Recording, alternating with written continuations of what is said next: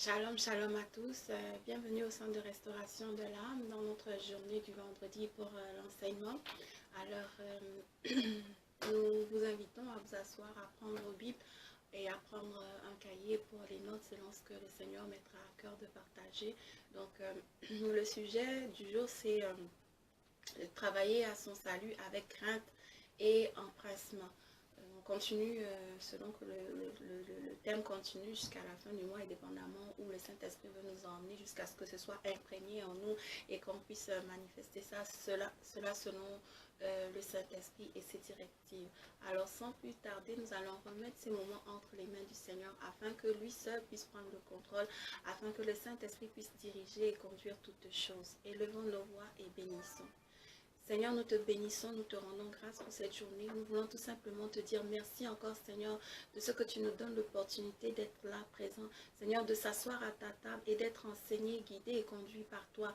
Merci, ô mon Dieu, mon roi, que tu puisses nous disposer mon frère, ma soeur, ceux-là même, ô mon Dieu, mon roi, qui vont nous écouter plus tard, Seigneur. Que cet enseignement, ô mon Dieu, mon roi, ne soit pas un enseignement comme les autres, ne soit pas un enseignement qu'on a l'habitude d'entendre, puis ça rentre d'une oreille et ça sort d'une autre, mais que ce soit un enseignement, Seigneur, qui vienne trouver place dans nos cœurs, qui vienne s'enraciner, qui viennent être déposés par toi et seulement par toi dans le nom de Jésus. Merci de disposer mon frère, merci de disposer ma soeur et que tout auteur qui se lève contre ta connaissance, Seigneur, ce matin, nous le renversons au nom de Jésus. Et nous t'invitons, Saint-Esprit, à prendre le contrôle, à prendre la première place, à nous guider et à nous conduire. Que toute chair se taise et que seul ton nom soit élevé ce matin et glorifié dans le nom de Jésus. Amen. Soyez bénis. Alors, sans plus tarder, la semaine passée, nous avons vu travailler notre salut avec crainte et empressement. Nous avons parlé de c'est quoi le salut, c'est quoi la crainte, c'est quoi l'empressement aussi. Nous avons pu définir en quelques mots et en profondeur aussi ces mots-là. Et selon la lumière de la parole, nous avons apporté, selon ce que le Seigneur avait mis à cœur par notre bien-aimé et pasteur Geneviève Bala et notre bien-aimé et pasteur Fabrice Bala, donc le couple Bala. Et sans plus tarder, nous allons continuer maintenant sur le plan personnel. Aujourd'hui, nous allons parler sur le plan personnel, sur travailler notre salut en fait avec crainte et empressement sur le plan personnel, selon notre caractère, nos attitudes et nos habitudes. Nous n'allons peut-être pas tout voir aujourd'hui, mais nous allons vraiment prendre le temps de parler sur le plan personnel. Donc sur le plan personnel, nous allons juste dire comment travailler notre salut avec crainte et empressement sur le plan personnel. Déjà, c'est de savoir personnellement qui est Dieu. Sur le plan personnel, c'est quoi travailler son salut? C'est travailler sa communion avec Dieu. Mais comment travailler sa communion avec Dieu? C'est déjà de connaître qui est ce Dieu-là. Qui est ce Dieu qu'on a accepté? Qui est celui-là en qui nous avons décidé de renaître? Qui a accepté de prendre à la croix nos péchés et de nous donner sa vie éternelle. Alors, nous allons ouvrir, nous allons regarder un peu c'est quoi les différentes caractéristiques de la nature de Dieu. Donc, lorsqu'on regarde dans la parole, on voit que le Seigneur, en fait, Dieu, notre Seigneur, il se fait connaître. Ce n'est pas nous, en fait, qui allons vers lui, mais c'est lui qui vient vers nous en premier. Et Dieu se révèle selon son vouloir, selon ce que lui veut. C'est lui qui décide, en fait, de tout. Alors, et selon les recherches que j'ai faites, j'ai vu que Dieu, au départ, quand on voit, il a un nom que le plus souvent on utilise, mais que des fois on ne comprend pas la signification. Alors, il y a Elohim. Sa nature, il est Elohim. Et la signification de Elohim ici, c'est le fort, le divin. On peut lire dans le livre de Genèse, chapitre 1, verset 1. Je lis au nom de Jésus.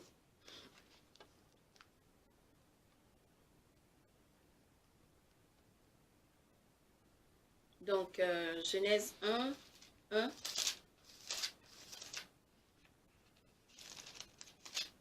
Il est écrit, au commencement, Dieu créa les cieux et la terre. Au commencement, c'est Dieu. Dieu est le divin. Dieu est le créateur. Dieu est celui qui a fait toutes choses.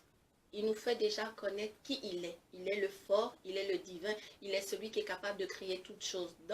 Au commencement, Dieu créa les cieux et la terre. On voit la force, la puissance de sa création. On voit aussi le Dieu divin, la divinité que lui, il est. Ça peut nous éclairer par rapport au nom qui s'est fait connaître comme étant Elohim, le Dieu fort, le Dieu divin. Ensuite, on a Adonai, le Seigneur, indiquant une relation de maître à serviteur. Là encore, Dieu s'est révélé à... On va lire dans le livre de Exode 4, chapitre 10. Exode chapitre 4, versets 10 à 13. Exode, prenez vos Bibles, on va lire ensemble. Donc, Exode 4, versets 10 à 13. On va juste voir les différentes natures de Dieu. Et par rapport à ça, si toi ou moi ne connaissions pas les natures de Dieu, ce serait déjà important. Pour avoir une communication, il faut déjà connaître qui est la personne avec qui on communique. Donc, c'est comme quand on a notre père. On parle avec notre père, mais on connaît qui est notre père. Quand je parle de père, je parle de père physique, notre père biologique. Donc, quand on est en relation avec notre père, on connaît qui est notre père. On sait si notre père, il est colérique. On sait si notre père, il est joyeux. C'est un père toujours joyeux, toujours jovial, toujours de bonne humeur. Il y a des papas qui ont un caractère assez fort. Donc, c'est de connaître notre Père en tant que notre Père, donc notre Dieu créateur, connaître quelle est sa nature, comme quand on connaît la nature de notre papa biologique.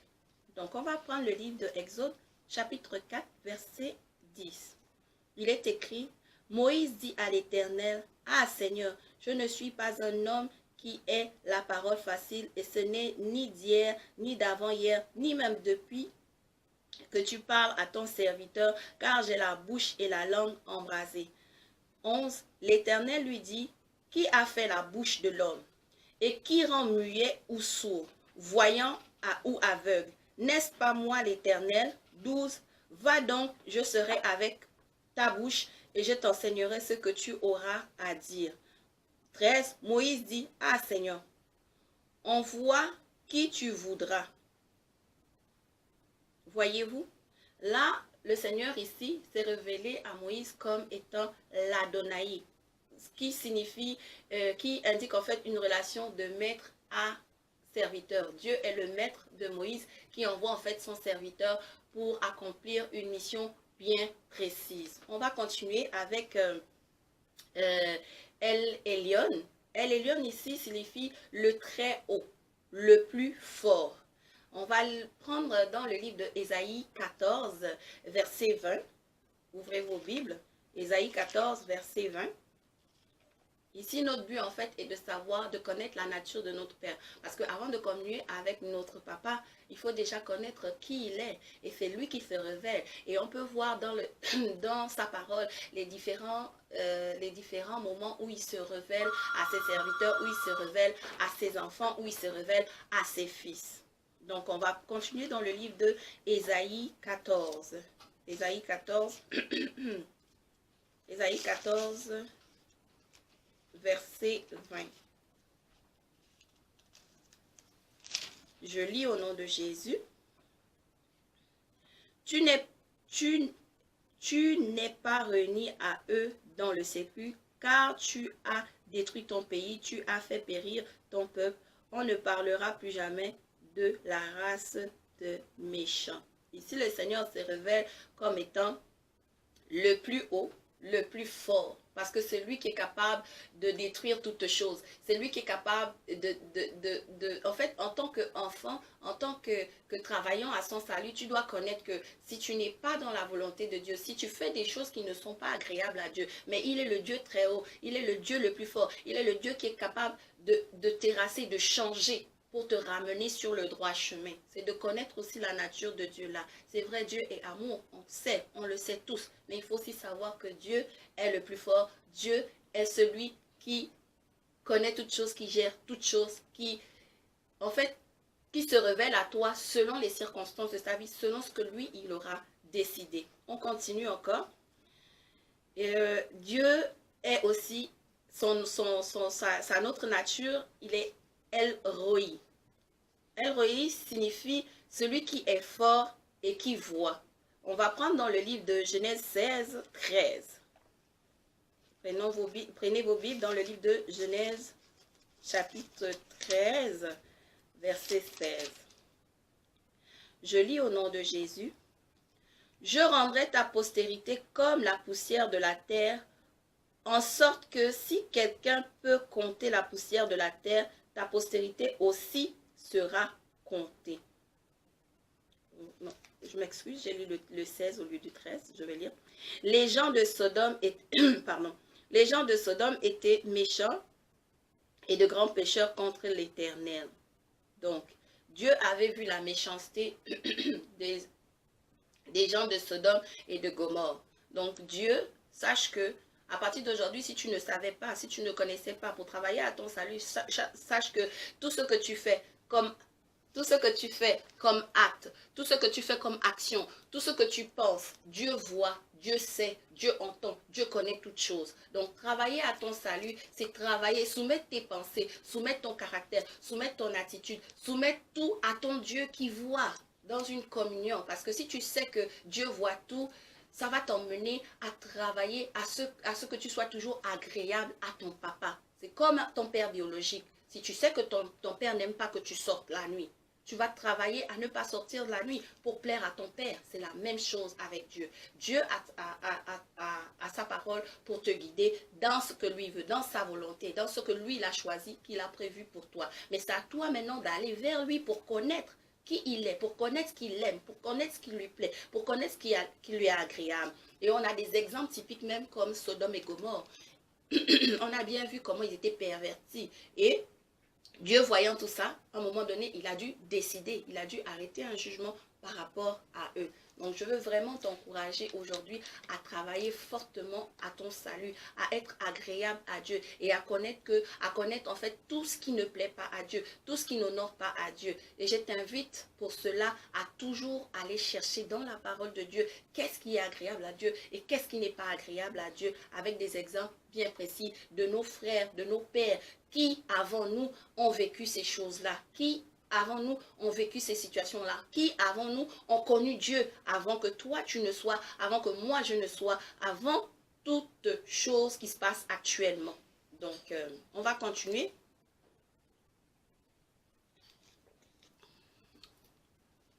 Toujours dans la nature de Dieu, avec El Shaddai. El Shaddai qui signifie Dieu Tout-Puissant. Nous allons prendre le livre de Genèse 17, verset 1. Je vais lire au nom de Jésus. Lorsque Abraham fut âgé de 99 ans, l'Éternel apparut à Abraham et lui dit, « Je suis le Dieu Tout-Puissant, marche devant ma face et sois intègre. » Voici, Dieu se révèle à Abraham comme le Dieu Tout-Puissant. Et laisse-moi t'inviter à te dire aussi que dans ta marche à travailler avec crainte et empressement dans ton salut, Dieu est le Tout-Puissant dans ta vie. Dieu est celui qui va t'aider. Dieu est celui qui va te tenir pour t'aider à marcher quotidiennement dans la crainte et l'empressement. Dieu est celui qui te soutient.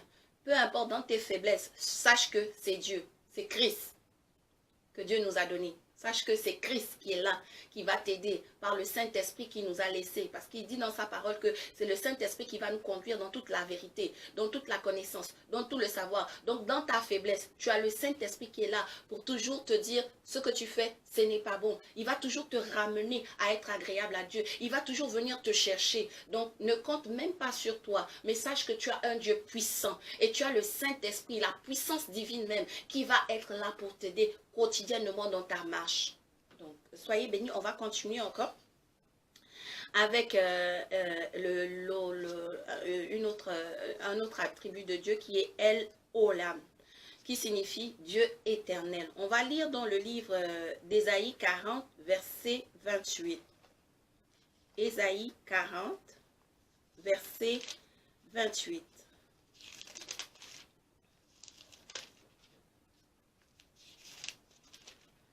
Je lis au nom de Jésus. Ne le sais-tu pas? Ne l'as-tu pas appris? C'est le Dieu d'éternité, l'Éternel qui a créé les extrémités de la terre. Il ne se fatigue point, il ne se lasse point. On ne peut sonder son intelligence. Amen. Voici ici, Dieu nous dit que il est le Dieu d'éternité. Donc, sache que à partir d'aujourd'hui, ton Dieu, il est éternel. Ton Dieu, il est celui-là même qui te donne cette vie d'éternité en Christ. Il sait bien que de par toi-même, tu ne peux pas. De par toi-même, tu es mortel. Mais lui, il est éternel. Et cette nature éternelle-là, en Christ, il te l'a donnée. Parce que tu as décidé d'accepter Jésus-Christ, alors il te l'a communiqué, cette vie éternelle. Mais c'est à toi maintenant de travailler à cela. Et pour travailler à cela, tu dois laisser que lui, il t'aide. Tu dois laisser que lui, il le fasse pour toi. Parce qu'il sait que tu n'es pas capable de le faire. Il sait que moi et toi, nous ne sommes pas capables de le faire. Mais en s'appuyant sur lui, le Dieu d'éternité, le Dieu qui est éternel, lui, il va le faire pour nous en Christ. Pas par quelqu'un d'autre, en Christ, parce qu'il nous a laissé Jésus-Christ, qui est celui-là qui est le pont entre Dieu, notre Père, et ses enfants, donc les hommes. Et il a le Saint-Esprit qui nous a donné pour nous guider en fait. Parce que le Saint-Esprit est notre force. Le Saint-Esprit est celui qui vient habiter au-dedans de nous pour être agréable au Seigneur. Parce que Dieu sait que de par toi-même, tu ne peux pas être agréable. Même si tu forces, tu fais tous les efforts du monde. Tu ne peux pas être agréable à Dieu. Mais c'est le Saint-Esprit qui vient maintenant habiter en toi. Qui fait que tu sois agréable à ton Dieu. Parce que ce n'est ni par ta force, ni par ton intelligence, ni par ta puissance. Mais c'est en comptant sur lui et lui seul et en t'appuyant sur lui et lui seul. Tous les efforts que tu feras seront vains. Mais quand tu comptes sur lui pour le faire avec toi et en lui, ça va se faire par sa force. Soyez bénis, on va continuer. Il y a un autre attribut qui est Yahweh. Yahweh qui signifie « je suis », le Dieu éternel, qui subsiste par lui-même. Dieu vit par lui-même. Il est égal à lui-même. Il est le je suis. Donc le Yahweh, c'est Dieu.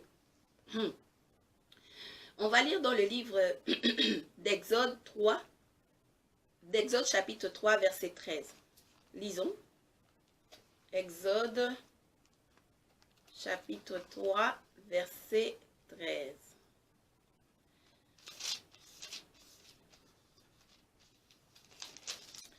Il est écrit, je lis au nom de Jésus. Moïse dit à Dieu, j'irai donc vers les enfants d'Israël et je leur dirai, le Dieu de vos pères m'envoie vers vous. Mais s'ils me demandent quel est son nom, que leur répondrai-je?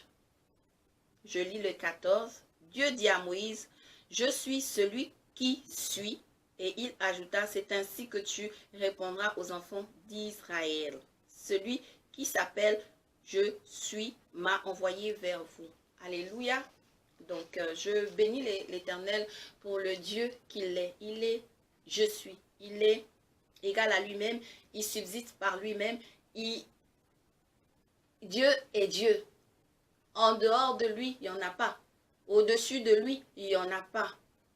Dieu est Dieu. Ça, quand tu le connais, tu sais qu'il n'y a rien qui peut être au-dessus de Dieu. Ça veut dire quoi? Que quand tu as des attaques, quand tu as des problèmes, quand tu as des oppressions, quand tu as un adversaire, compte sur ton Dieu qui est au-dessus de ton adversaire. Compte sur ton Dieu qui est au-dessus de ton problème. Compte sur ton Dieu qui est au-dessus de ta situation. Compte sur ton Dieu. Je vais prendre l'exemple de notre papa biologique. Lorsqu'on est enfant ou même adulte et qu'on a un problème, vers qui on court en premier? On court vers notre papa parce que pour notre papa, enfin, moi je parle pour moi peut-être que pour vous, je ne sais pas, mais pour moi, mettons, quand mon père encore vivait, la première personne chez qui je courais, c'était lui. Parce que je savais qu'avec lui, j'ai la protection. Parce que pour moi, mon père, il n'y avait personne qui pouvait être plus fort que mon père. Mon père était celui qui dominait. Mon père était celui, quand tu pars, tu sais que tu as la solution. Quand tu pars, il est capable de venir frapper quelqu'un pour prendre ton parti. Et c'est ça Dieu. C'est Dieu qui, le je suis, qui va combattre pour toi. Le je suis, qui est égal à lui-même, qui viendra prendre ton parti, qui viendra vaincre tes adversaires. Donc c'est vraiment connaître qui est ton Dieu. Pour chaque situation, pour chaque étape de ta vie, pour ta marche dans ton... pour le travail de ton salut, dans ta marche quotidienne, compte toujours sur Dieu. Connais qui il est. Connais que Dieu, il est Yahweh. Il est au-dessus de tes problèmes. Il est au-dessus de tes adversaires. Il est au-dessus de tous ceux-là qui te veulent du mal. Il est au-dessus de toutes ces choses. Fais confiance à ton Dieu. Connais-le dans une intimité profonde. Recherche-le. Recherche à passer du temps avec lui. C'est très important. Nous continuons dans ce sens que pour connaître Dieu, il faut parler avec lui. Et avoir une relation avec lui, avoir une intimité avec lui. Par le canal de Christ, notre Seigneur et Sauveur, celui qui nous a donné le salut, mais par le Saint-Esprit aussi qui nous a donné pour nous conduire dans toute la vérité. C'est lui qui va nous révéler qui est Christ, c'est lui qui va nous révéler qui est Dieu, c'est lui qui va nous révéler toutes choses. Donc c'est d'avoir une intimité avec le Saint-Esprit, c'est d'avoir une relation personnelle avec le Saint-Esprit. Je vais prendre l'image de notre père biologique. Lorsqu'on est avec notre papa et que on se lève, mettons, le matin, et quand on se lève le matin et qu'on est enfant dans une maison, vivant dans une famille, mettons, quand on se lève le matin, la première chose, on court, on va dire bonjour à notre père. Mais c'est ça que Dieu, il veut. Il veut que quand tu te lèves le matin, que tu passes un temps avec lui, un temps dans sa présence, parce qu'il veut te parler, il veut te communiquer de choses, il veut avoir une relation d'intimité avec toi. Peu importe, il te veut, il te cherche, il veut t'aider à marcher, à garder, à maintenir, à être constant dans ce salut-là, à l'aimer. En fait, la crainte de Dieu vient dans sa présence, par l'intimité avec le Saint-Esprit qui va te révéler quelle est la nature là, qu'est-ce qui est agréable à Dieu, qu'est-ce que Dieu veut de toi, qu'est-ce que Dieu veut pour ta vie. En fait, il veut te communiquer. C'est comme un père biologique qui dit le matin, il se lève, son enfant vient vers lui dire, regarde, en cette journée, voici ce que je veux que tu fasses. Je veux que tu ailles à l'école, je vais aller te déposer à l'école. Après l'école, je veux que tu rentres à la maison parce qu'on va manger tous ensemble en famille. Après manger en famille, ben, tu as un temps où tu vas jouer. Quand tu auras fini de jouer, ben, il y a un temps où tu vas faire tes devoirs. Quand tu auras fini de faire tes devoirs, il y a un temps où tu vas aller prendre ta douche. Quand tu auras fini de prendre ta douche, il y a un temps où tu vas aller te coucher. Mais avant de te coucher, je vais être avec toi pour te dire pour savoir comment s'est passée ta journée, qu'est-ce qui a été, est-ce qu'il y a eu des points positifs, est-ce qu'il y a eu des points négatifs. C'est la même chose pour le Seigneur. Le Seigneur recherche cette intimité avec toi, avec moi. Le Seigneur recherche à nous communiquer cet amour-là. Le Seigneur recherche à partager notre quotidien par le Saint-Esprit. C'est le Saint-Esprit en fait qui est là. C'est la personne du Saint-Esprit qui est tout le temps à côté de toi, qui va t'aider à travailler, qui va t'aider à craindre, à aimer Dieu dans les profondeurs, à le désirer, à le chérir, à être passionné de lui, avoir une soif inouïe. Donc vraiment, c'est de rechercher là, de rechercher cela. Et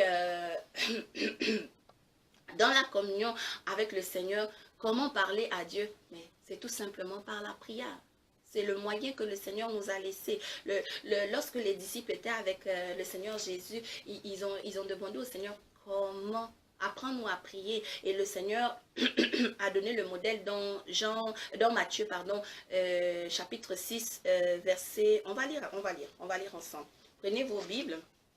Dans le livre de Matthieu, chapitre 6, on va lire à partir du verset 5.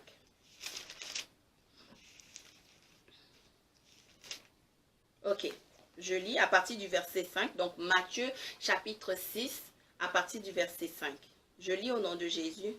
Lorsque vous priez, ne soyez pas comme les hypocrites qui aiment à prier debout dans les synagogues et au coin des rues pour être vus des hommes. Je vous le dis, en vérité, ils reçoivent leur récompense. Mais quand tu pries, entre dans ta chambre, ferme ta porte et prie ton Père qui est là dans le lieu secret, et ton Père qui voit dans le secret te le rendra. Voici le modèle que le Seigneur nous a laissé. Il dit, Quand tu veux parler avec ton papa, quand tu veux parler avec ton père, quand tu veux parler avec ton Dieu, va dans ta chambre. Rentre dans le lieu secret. Va en intimité avec lui. Et là, à ce moment, tu vas parler avec lui. C'est vrai que des fois, on pense à la pièce fermée. Oui, c'est vrai, il y a ces temps-là. Mais sachez aussi que notre corps, notre corps est le temple du Saint-Esprit. Notre cœur est la chambre de Dieu. C'est là où le Saint-Esprit se trouve. Donc, quand tu veux parler avec ton Dieu, c'est dans ton cœur, en intimité avec lui. Peu importe l'endroit où tu te trouves, c'est là que la connexion véritable y est. Parce que le Saint-Esprit y réside à l'intérieur. Pas juste dans une pièce fermée. Parce que le temple physique a été détruit pour que le temple surnaturel soit inscrit au-dedans de nous. C'est là que se fait la communion. C'est là que se fait la prière. C'est là que se fait la conversation. C'est là que se fait parler avec Dieu. Et c'est possible de parler avec lui en tout temps, en tout lieu, en chaque instant, pour chaque situation, chaque heure, chaque minute. C'est possible de parler avec le Saint-Esprit parce qu'il est en toi. Il est nulle part ailleurs. Il est en toi. Donc, il est en moi. Il est en nous. Il est en vous. Il est partout à la fois. Nous allons continuer toujours dans le livre de Matthieu chapitre 6. Nous allons continuer au verset 7. Le Seigneur Jésus nous recommande ici, en priant, ne multipliez pas de vaines paroles comme les païens qui s'imaginent qu'à force de paroles, ils seront exaucés. Laissez-moi attirer votre attention ici. Je vais prendre le cas, mettons, d'un père biologique. Lorsque tu vas voir ton père, mettons, tu as besoin je sais pas, de t'acheter un vêtement. Tu vas voir ton père, tu vas lui dire, bonjour papa, il va te dire bonjour. Puis des fois, on a tendance à tourner parce qu'on ne sait pas comment commencer. Et notre père nous dit, est-ce que tu as besoin de quelque chose? Et là, il va nous dire, mettons, ok, qu'est-ce que tu veux? Et nous, on va dire, oh papa, j'ai vu une chaussure et puis j'aimerais ça m'acheter une chaussure. Ça a été simple. Est-ce que ton père l'a entendu? Oui, il l'a entendu. Est-ce qu'il t'a répondu tout de suite? Peut-être pas tout de suite. Peut-être qu'il va te répondre tout de suite. Peut-être pas tout de suite. Mais il a entendu. Et quand il a entendu, tu es certaine que ton papa a entendu ton besoin et que certainement, il va te répondre. Peu importe le temps, il va forcément te répondre. Donc toi, ce que tu as fait, tu as fini de donner et tu attends la réponse de ton père. Dès qu'il te donne la réponse, tu pars avec assurance que ton papa va le faire. C'est la même chose pour le Seigneur. Tu n'as pas besoin de dire, papa, je veux la chaussure. Papa, je veux la chaussure. Papa, je veux la chaussure. Papa, je veux la chaussure. Parce que en faisant ça, c'est comme si tu dis, tu as demandé quelque chose à ton père et ton père n'entend pas, il n'entend pas, il n'entend pas. À un moment donné, c'est agaçant pour ton papa. À un moment donné, il va te dire, arrête, j'ai entendu. Et ma réponse, elle est oui, ou ma réponse, elle est non, ou ma réponse, tu vas attendre quand ce sera le temps ou le moment, et je vais te le donner. C'est la même chose pour Dieu. Donc, quand tu vas auprès de ton papa, de ton Seigneur, et que tu es avec le Saint-Esprit, quand tu parles au Saint-Esprit, sache que ce que tu as demandé, et qui t'a répondu oui, sois maintenant dans l'attente. Et commence déjà à te réjouir, commence déjà à être content. C'est ça la relation avec le Seigneur. Le Seigneur nous dit ici, on n'a pas besoin de multiplier les prières. Quand tu as la relation avec le Seigneur, tu as la certitude que tu as demandé quelque chose et qu'il t'a répondu favorablement ou négativement. Parce qu'il ne faut pas seulement s'attendre à une réponse positive en tout temps. Des fois, ça peut être négatif, mais il faut attendre le bon moment du Seigneur. C'est ça. Donc, je veux vraiment nous exhorter aujourd'hui à toujours rechercher cette relation-là avec le Seigneur, à toujours rechercher cette intimité-là avec le Seigneur. C'est très important pour bien travailler son salut avec crainte et empressement. Donc, nous allons continuer toujours dans le livre de Matthieu, chapitre 6. Là, cette fois-ci, c'est le verset 8. Ne leur ressemblez pas, car votre Père sait de quoi vous avez besoin avant que vous le lui demandez. Contrairement à notre papa biologique, des fois ils savent ce dont nous avons besoin, mais des fois ils ne savent pas ou ils ignorent. Mais Dieu, notre Créateur, il sait d'avance ce dont tu as besoin. Il sait d'avance ce qui est meilleur pour toi. Même toi-même, tu ne sais pas ce qui est bon pour toi. Mais lui, il sait. Et sache que quand tu as demandé quelque chose, il va le faire. Il va l'accomplir. Il va te donner. Mais pour cela, il faut vraiment que tu sois connecté avec lui. Il faut vraiment que tu aies une relation d'intimité, une relation sincère avec lui pour entendre sa voix, pour connaître sa volonté sur ta vie, afin de lui être agréable. Je vais continuer toujours dans le livre de Matthieu 6, cette fois-ci verset 9, il dit, « Voici donc comment vous devez prier. Notre Père, qui est aux cieux, que ton nom soit sanctifié, que ton règne vienne, que ta volonté soit faite sur la terre comme au ciel. Donne-nous aujourd'hui notre pain quotidien. Pardonne-nous nos offenses comme nous aussi nous pardonnons à ceux qui nous ont offensés. Ne nous induis pas en tentation, mais délivre-nous du malin, car c'est à toi qu'appartiennent dans tous les siècles le règne, la puissance et la gloire. Amen. » Voici la prière, le modèle de prière que le Seigneur nous a laissé. Toujours commencer par le Notre Père. Donc, reconnaître que Dieu est ton Père. Reconnaître qu'il faut que tu aies une relation et une intimité avec lui. Il faut reconnaître déjà que seul lui, par amour pour toi, dans Jean 3,16, il a donné son Fils Jésus-Christ afin de te donner la vie éternelle dont tu ne méritais pas. Et le Saint-Esprit pour te révéler qui est Christ, qui est cette vie que tu as héritée, quelle est cette vie que tu as héritée. Donc, c'est ça. Nous allons continuer toujours dans la communion avec le Seigneur. C'est de savoir, lorsque vous priez, souvent, il y a différents types de prières. On ne va pas s'étaler sur les différents types de prières aujourd'hui, mais toute personne sait qu'il faut déjà avoir quand on rentre en intimité avec le Seigneur, quand on a une relation avec le Saint-Esprit, et que lorsqu'on rentre dans notre chambre, dans notre intimité avec lui, et qu'on veut commencer à parler avec lui, la première chose, la première attitude, c'est la reconnaissance de qui il est. Reconnaître toujours Dieu pour ce qu'il est, pour ce qu'il fait, pour comment il agit, pour le roi de gloire qu'il est. Nous allons lire dans le livre de Apocalypse, chapitre 4, verset 11. C'est juste un exemple de reconnaissance de ce que le Seigneur est. Apocalypse 4, verset 11 nous dit, je lis au nom de Jésus, « Tu es digne, notre Seigneur, notre Dieu, de recevoir la gloire, l'honneur et la puissance, car tu as créé toutes choses et c'est par ta volonté qu'elles existent et qu'elles ont été créées. » Donc, c'est toujours, premièrement, quand on rentre dans la prière, dans la présence de Dieu, c'est reconnaître qui il est. Il est le Dieu qui a créé toutes choses. Il est le Dieu qui nous a donné le salut en Christ. Il est le Dieu qui nous a donné le Saint-Esprit, le guide parfait par excellence. C'est de reconnaître déjà sa grandeur. C'est de reconnaître le Dieu d'amour qu'il est. C'est de reconnaître sa nature divine. C'est de reconnaître la personne de Christ. C'est de reconnaître notre Seigneur Sauveur. C'est de reconnaître la personne du Saint-Esprit. Oh, Seigneur.